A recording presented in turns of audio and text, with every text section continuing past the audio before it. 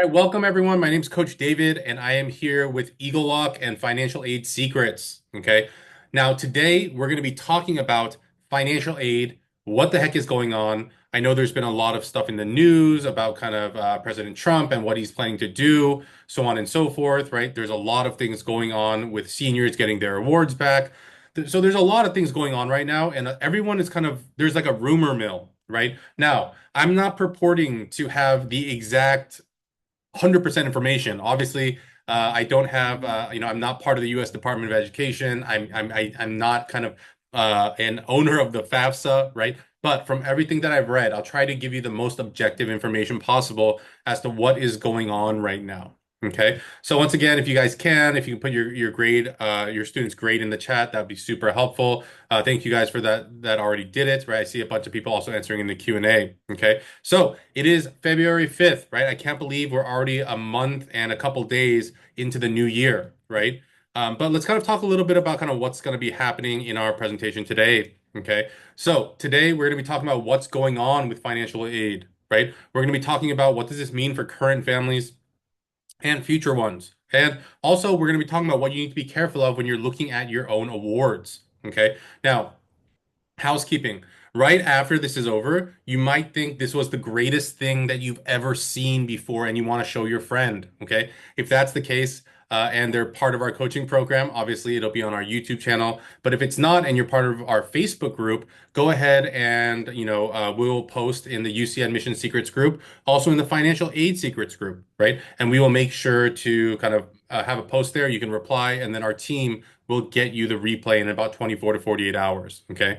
But just a little bit about me for those that haven't seen me before, right? I am a former college and law school admission reader, right? I am a former attorney, right? I have sent, a lot of our students to those top 20, 30 colleges, and I've also been able to get them money as they go. Okay. So again, I have saved families millions of dollars. I really want you guys to be the next family. I might not be able to save you millions, but I can save you tens of thousands. Okay. So that is my hope. Now, I see a lot of people in here. There's juniors, there's freshmen, I have seventh graders, right? I have a lot of students, right? If you're a class of 2026, you need to be listening to our trainings and you need to be reaching out to us to set up a consultation. The reason why is because everyone's thinking, oh, well, they're not turning in their applications until the fall. Well, you can't wait till the fall to kind of start preparing, right? You need to start preparing now. So, again, this is kind of a warning to all of my junior families out there. If you have not talked to me yet, you need to be talking to me, right? It's not even early. It might even be a tad bit late. A lot of my juniors met with me kind of before the end of the 2024 kind of fiscal year, right? And because of that, they were able to make a little bit more plans as to kind of what to do with their taxes and so on and so forth. If you're class of 2026 now, well, we're a little late, right? We'll have to kind of be a little bit more creative, but we should be able to find some strategies for you, right? So this is a warning also for my class of 2027. If your student is a class of 2027, you need to be talking to me now. The tax return that is important for your student is going to be the 2025 tax year, the tax year that just started about a month ago.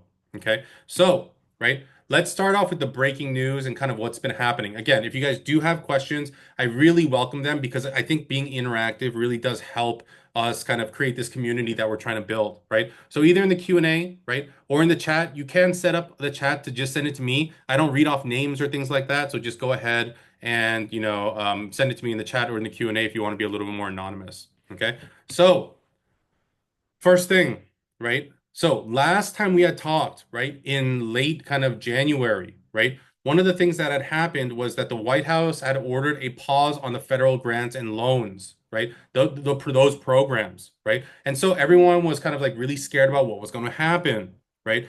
Now, the White House tried to make it kind of seem like, oh, well, we're not going to touch this and this, but, this and this. But the language in their kind of like pause was very ambiguous. Now, since then, right? Actually, like the day after, the pause was rescinded by a federal court judge, right? So that is not there anymore, right?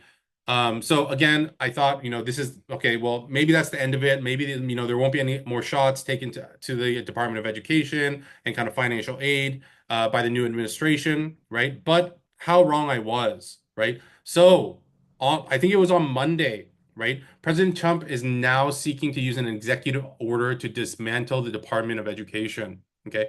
The Department of Education, they deal with kind of K to 12 kind of programs, right? Programs for kind of low income students, right? Students with disabilities, right? Those sorts of things he wants to get rid of, right? Now, as far as dismantling the Department of Education, he even told the person that is in charge of the Department of Education, right, that he wants her to put herself out of a job, right? Now, but I know everyone's worried about this, right? I have, families that have, their parents are teachers, right? They're scared about what's happening. All these kind of things are different, like happening all at once, right? There's been other kind of political action taken, right? Actions that are being taken. So there's a lot of things going on in our world, right? But here's the one thing I want to say, right? So in order for President Trump to abolish this federal agency, right, the Department of Education, because it was created by Congress, it would have to take an act of Congress in order to get rid of it, right? So, technically speaking, it could pass the House, right? There's a slight edge, Republican to Democrat, right? However, in the Senate, right, because it is a major action, right, they would need 60 votes out of 100, right? Right now, it's 53 to 45, right? There are two seats that are open, right, because of, this or that or personal circumstance. But even if they had those two votes and it was 55-45, that means that there would need to be people that crossed party lines, right? Generally speaking, when it comes to something as, important as education, the parties usually stick to their party lines, right? So just right now, it does seem unlikely that the Department of Education will be abolished, right? Now, having said that, right, while it might not pass through Congress, President Trump has other ways to kind of change the flow or change the processes that are there for the Department of Education, right? One of those ways is through money, right? Now, I know every day I talk about money, money, money, right? Because I want to make sure that our families are going to college for the least amount of money possible, right? But I'm talking about money in a different sense, right? This money here, it's about kind of controlling, right? And so here, right, President Trump has the ability through the kind of like budgeting and allocation of funds to reduce funding for programs that the US Department of Education has, right? So, like I said before, right, low income student programs, right? Students with disabilities, those programs, right? And I'm not sure if you guys knew it or not, but the US Department of Education also is kind of like the watchdog that protects the, students' civil rights, right? So those sorts of programs might be kind of out the window, right? Now, President Trump has made a lot of big talking points kind of during his campaign, obviously during his first kind of month or two in office, right? But it does look like he's trying to control the political climate and the discussions that are happening in America, right? Because one of the things that the administration has said is that uh, the reason why they want to get rid of the U.S. Department of Education is because the U.S. Department of Education seems to be pushing a particular political ideology, okay, about gender, about race, critical kind of, critical theory, so on and so forth, right? And so, right, again, we'll have to see how all this plays out. I'll try to keep you guys as informed as possible on a weekly basis. But again, it is something to worry about, right? But at the same time, there's not much we can do, right? Obviously, if you are worried about these situations, write to your congressperson, right? Make sure that they're informed, right? Make sure that they know that, you are one of those people that doesn't want this to disappear, right? But whatever side of the kind of political spectrum you're on, the one thing that I will say is that there are programs that are needed for low-income students, for students with disabilities. Without those programs, those students might not have the same educational chances as other students. Okay. And I want everything to be fair as much as it can be for students from any demographic. Okay. Now, again, going into kind of what we wanted to talk about today. Okay. Around, again, I always say if you're driving around in an Italian supercar, you probably don't need my help, right? But if you do feel like, you know what, it's a little bit of a stretch to send my student to this type of school or that type of school or this or that, so on and so forth, you should be talking to me, okay? Through our trainings, we're going to try to give you guys the tips and the tricks and like what to look out for so that your family can save some money, okay? Now, before we go into our topic today of understanding your financial aid awards, I do want to make sure that we talk about the other piece of the puzzle. Paying for college is one piece. The other piece is making sure that your student gets there. Okay. So we do, again, like I said, our name has changed, right? We used to be college admission secrets, and then financial aid secrets was under that, right? But we have changed our kind of main company name to Eagle Lock, right? Now, if you actually look at the name, it's actually just college spelled backwards, right? Once you see it, you're never going to forget it, right? And so we want to, like, for that, right? For our name, we created it that way because we want you guys to understand that we're trying to help you guys find the code, right? Or crack the code, right? And so college admissions doesn't need to be a mystery, right? There are ways to help your student get to the colleges that they want, right? It's just that we need to kind of, figure out what your student wants and also what it will take to get there. Okay. So talking about that piece of how do we get in first, right? We do have a college application intensive. Okay. Now, if you're a class of 2026, this is perfect for you, right? This kind of, program is made to kind of help students kind of get started and also get to the finish line, right? So we have two parts to our college app intensive. One is a kickstart day, right? During that kickstart, we're going to try to get students from rough ideas to rough drafts, right? And then during our accelerator, we're going to try to get you guys from your rough drafts to your final drafts, right? We have virtual and in-person options, right? We're going to have, in-person options in the Bay Area, right? I believe Berkeley and San Jose. We're also going to have them in the LA and kind of Orange County areas, and we're also going to have them in San Diego, right? So if you are interested, you can go to collegeappintensive.com, or you can also text our team, and I'll have those phone numbers later.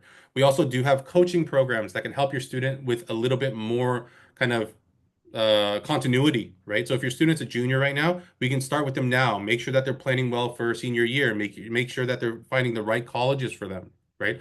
A lot of students, when they come to us kind of like late, I always find that one of the things that I find that is the most kind of troublesome is that they've gotten a list of colleges from their high school counselor or their college counselor at their high school, and it's completely wrong for them, right? And the students don't know that it's wrong for them. And I tell them, hey, are you sure that you want this? And they're like, no, I don't want that. And I'm like, well, these schools have that, right? So make sure that you are kind of looking forward to kind of what your student will need. Okay. So we have coaching programs, also the summer college app intensive programs. Now, we had someone that says, my daughter's in Illinois. That's okay. We have actually have students from all over the United States, in Texas, in Illinois, New Jersey, right?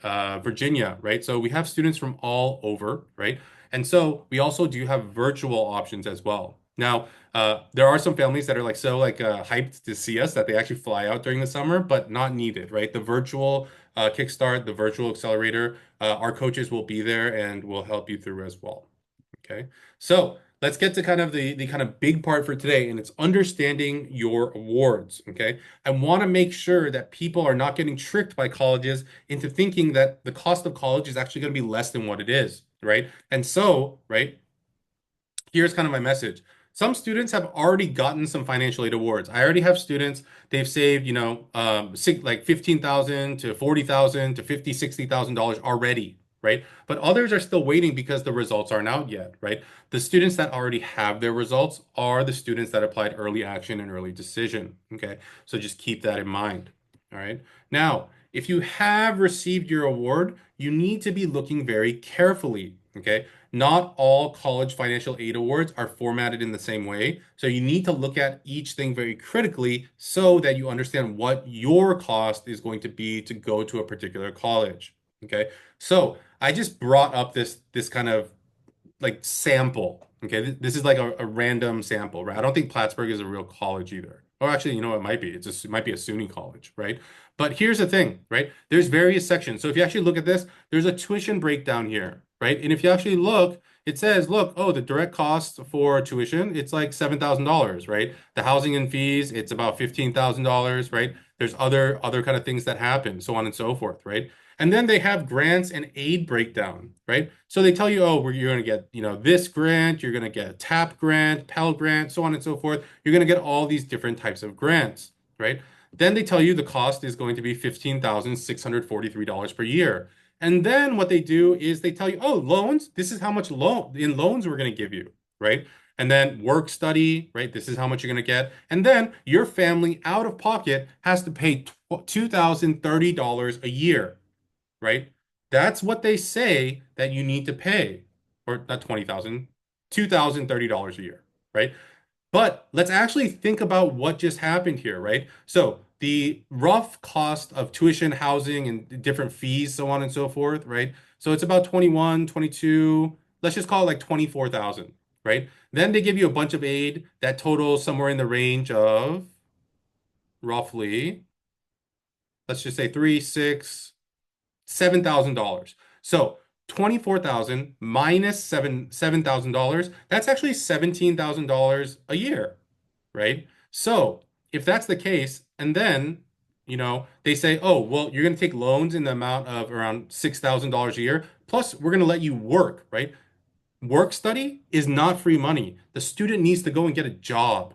Okay. So that money is money that needs to be earned. They're just giving you the opportunity to do so. So it's actually not earned yet, right? So if that's the case, right, then we have about $16,000 left of what we need to pay, right? We need to take $5,000 in loans, right? And then they tell us our family contribution needs to be $2,000. That doesn't add up to the total cost of tuition, fees, and housing and food. Okay. So you have to pay $2,000 out of your checking account.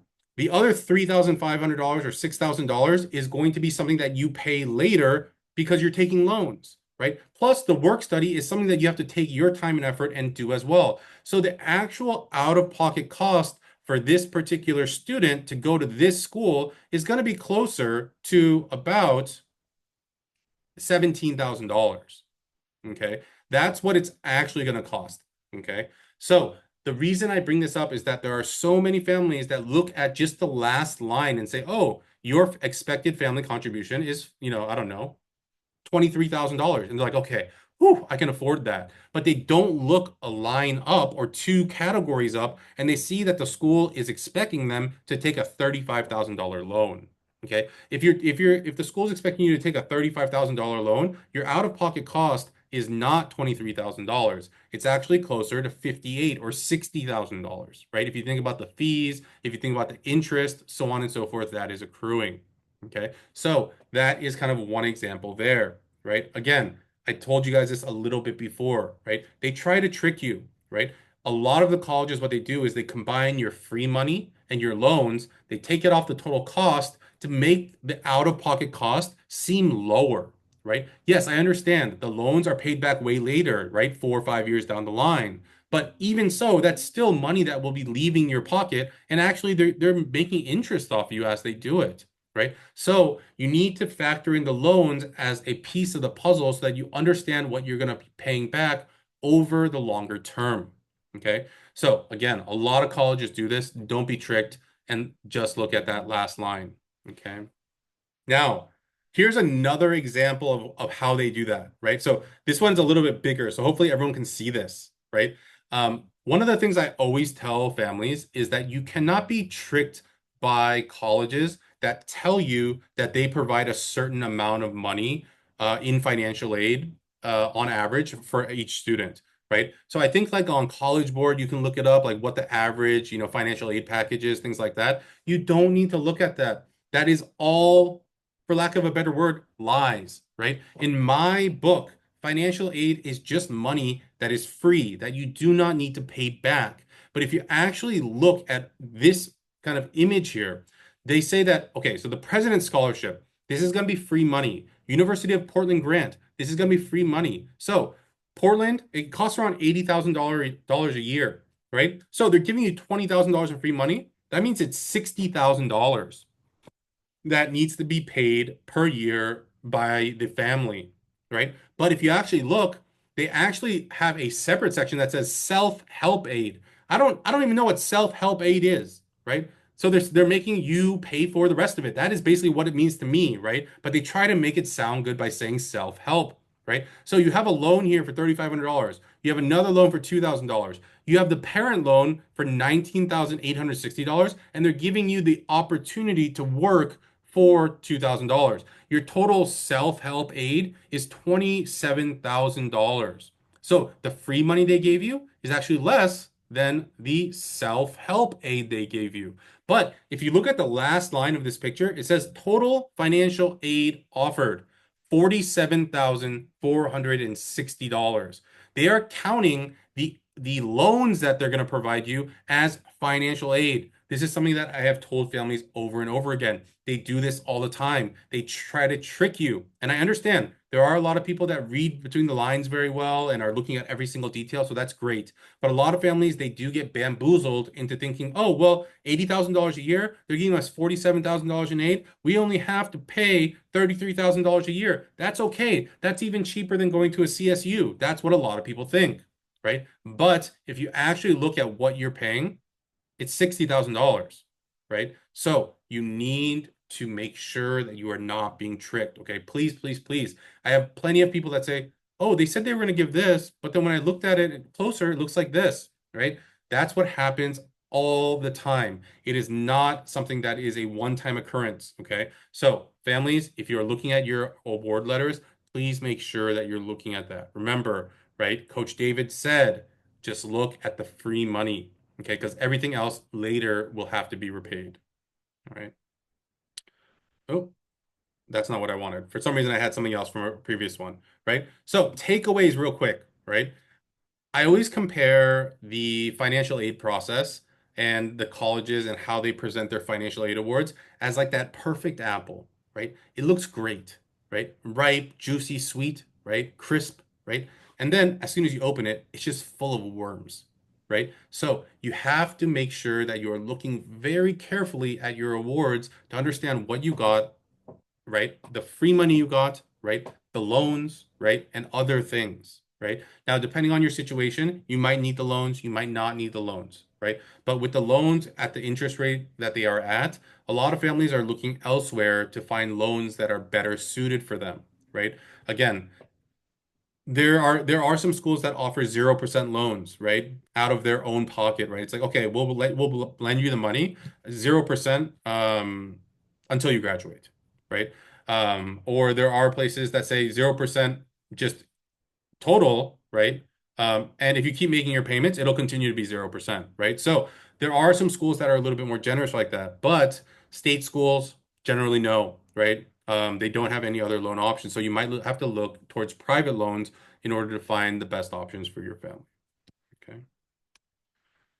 All right, now for my current seniors, right? We've already gone through the process. You should be close to done with everything, right? My families, they're basically done with everything. There's just a couple pieces more that need to happen, right? Now for my juniors, right? And I see a lot of juniors in our kind of chat or in our chat here, right? One of the big things that I always tell families is that you need to file your taxes early, right? So I know that there's a lot of families out there. You guys wait until, June, July, August, September, October. Some even push it into the next year. But for 2024, you do need to get it done as soon as possible. Okay. So that's the first thing. Now, as far as the timeline, this is kind of the timeline that you are on. Okay. Your taxes are normally due on April 15th. Okay. And then school starts in August, right? And then by December, basically everything is done. Now, for the last 2 years, we haven't been able to be done by December because of all the delays, right? And then by April, you should have your results out, okay? But nevertheless, you need to try and get your taxes done as soon as possible because before kind of like the fall, right? And hopefully the financial aid process opens on October 1st this year. Like that is what a normal year looks like, right? Then hopefully we will be able to make sure that your students are on the right track and are getting things turned in by the right time. Okay. So again, how can we help, right? We are here to answer questions. And so that's why we always have a Q&A at the end of our call, right? That's why we are there on Facebook. That's why we are there on Discord and we have a separate support channel for financial aid, right? That's why we're available by email or text or this or that, so on and so forth. We are there for you in any kind of medium that is possible, okay? So the one thing I will tell our families is don't be afraid to reach out, right? I want to answer questions, right? If I can help you, great. If I can't help you, I'll give you some tips and tricks and then send you on your way, right? Because I unfortunately can't help every single family, right? And if I can, I'll tell you about our program. If I can't, then I'll be like, okay, so this is what you should do, right? And then, go ahead and do it on your own. Okay. So remember, we are here for you guys. Please make sure to reach out to us and talk to us. Okay. Now, if you guys are interested in reaching out to us about our financial aid edge program, text money to 949-298-6234. If you're interested in our coaching programs or in the college application intensive for your junior, right? And again, the college application intensive is only for juniors. Okay. So go ahead and text college to, 949-298-6234. Okay. Now, I am going to have a special thing, right? But those are only for the people that joined today. Okay. So I'm going to stop the recording here for our families that are watching the recording. Sorry you didn't get the, special kind of offer, right? For those that are here, just give me 1 second. Okay. And then I hope everyone has a great night. Okay. All right. Bye-bye.